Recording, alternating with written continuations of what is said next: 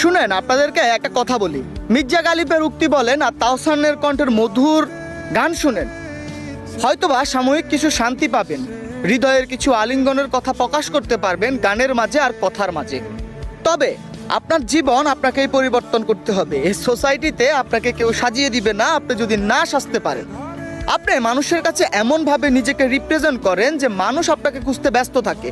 এই সোসাইটির প্রতিটা মানুষকে আপনি দেখিয়ে দিবেন আপনার দ্বারা সবে সম্ভব। আপনি এই দিন দুনিয়ার সাথে প্রতিনিয়ত লড়াই করতে হবে যাতে আপনি কোথাও আবদ্ধ না থাকতে পারেন। এই সোসাইটি, এই মানুষগুলা আপনাকে খুঁজতে থাকবে। শুধু আপনার অবস্থানকে আপনি এমন একটা জায়গায় নিয়ে যান।